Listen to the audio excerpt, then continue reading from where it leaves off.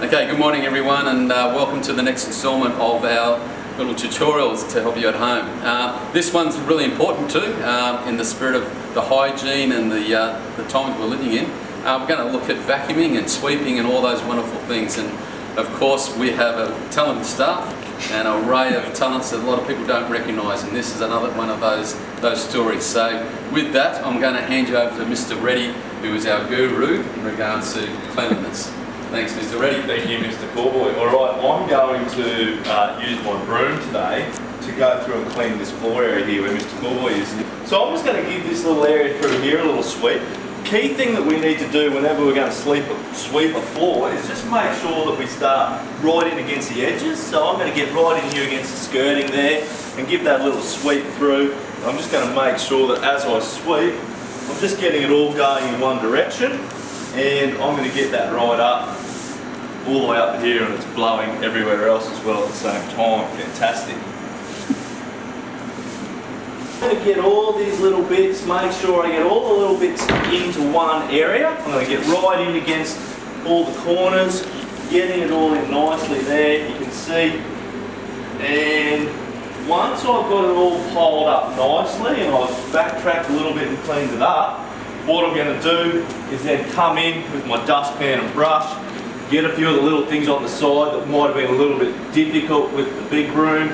Alright, get the dustpan in nice and flat, tip it up so that the edge is going to be sharp on it, and then I can just sweep that up. You'll get a line against that way, go perpendicular to that, do the same thing again, and just sort of keep working that area over until you get all of that stuff picked up and clean. So I reckon that's looking pretty good. Come through, do a little bit of a check off, make sure you get it. There's a couple bits there as well, and I'm pretty happy with that. Okay, so from here, what we've got to do is get this into the bin. Common mistake is when you go to get in the bin, just trying to get it in there nice and easy. What you want to really do is get that dustpan down inside the bin, give it a little tap off, and she's cleaning all your dust and rubbish is gone in there, not on the floor around the bin. Rightio, the next little part in this cleaning special is how to clean a floor that's carpeted. Now, a couple little tips. The first thing we need to do is just give it a look at it, and if you've got any big things, like you can see I've got some paper and a little bit of other big bits of mess there, we just want to give that a general clean first, because once we've got the vacuum, it's obviously not going to suck all that stuff up, or it might block it up, so we'll give it that general clean first. Next thing I'd say is, if you've got furniture in the way, it's always a good idea just to get that stuff out, so that once you've got your vacuum going, you're not going to have to stop and start. Okay? So you've got your area sort of generally cleaned up first, furniture's out of the way.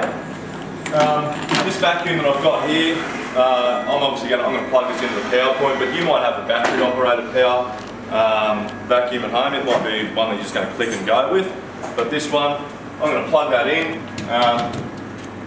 turn the power on, just away. Okay.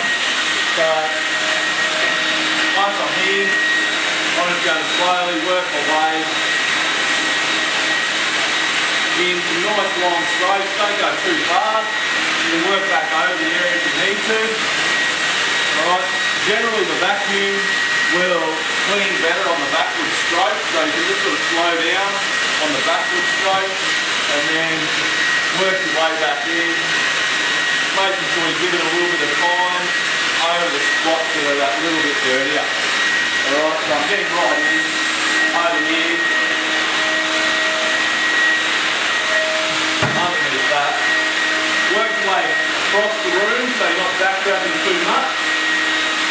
Okay, you can see that little build up.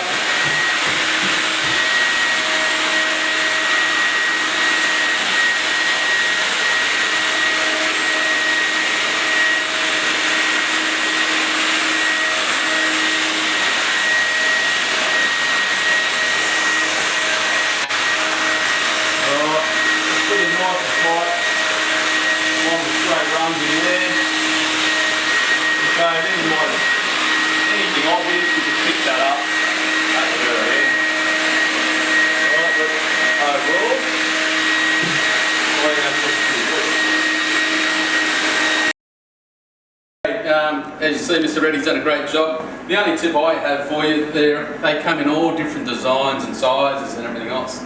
But unlike your schoolwork that goes in the cloud, all that rubbish goes into a reservoir that needs to be collected and emptied. So we won't go through it, but you need to make sure that once you finish that you clean the reservoir. As you can see in here, that's where all that rubbish has gone, and you don't want that to build up because it affects the efficiency of the machine.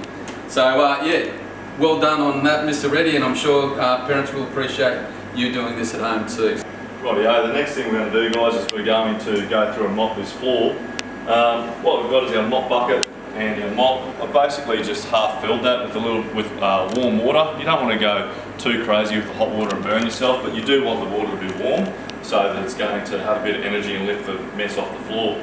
The next thing you want is some form of cleaning agent, depending what that is, a floor cleaner. You might just be able to just add a little bit of that in, okay? So I've already added it, but you can just pour that in. You don't want to add too much. If you add a lot, you're going to get a lot of suds, a lot of bubbles, and that'll leave a residue on the floor when it dries. So just a little bit, about a couple of capfuls normally is enough. Next thing is, with our bucket, you want to make sure you know how it operates first of all. But this one's a squeezing one, so I'm going to try and squeeze that out and try and get rid of a fair bit of that water before I go. The water's pretty warm, okay, so the temperature and that will do the work for me. I don't want a lot of water so that I'm making a mess with it. So once we're ready to start, I'm going to get in over here, right in against the edges first, and I'm going to start in the corner and I'm then going to work my way back to the bucket. Okay, so I've got a little bit of an exit strategy. If you're in a room that you're trying to clean, you always want to be able to know, well, how are you going to get out of that room? Because at the end, you don't want to walk back across the floor that you've already mopped. Okay, so I'm just going to start in this corner for the demo. I'm going to get in along the sides there first, okay, so right up against the skirting board, and then I'm just going to give that a clean and methodically work my way out, okay, just so that I'm making sure I'm picking everything up. And you can see, yeah, there's a little bit of moisture on the floor, but it's not soaking wet. It's actually a pretty nice dry mop. Okay, so that should then dry off pretty quickly and be good to go. Just a couple of tips. You might see these around commercial spaces like shopping centres where it says in it, be careful, slippery floor. Being at home, you don't have those, of course. So just make sure you notify family who mop the floor. Last thing you want is an accident where somebody comes across a wet floor and slips. So just make sure people are aware of that. And secondly, just ensure that you clean the mop regularly as you finish up. Rinse it through, gets rid of some of that residue. So I hope you enjoyed the segment by Mr. Reddy. Look, we don't mean to trivialise this, but we always believe if you do something, do it properly, and hopefully these little handy hints and these demonstrations go a long way to help you help people at home. Thanks very much.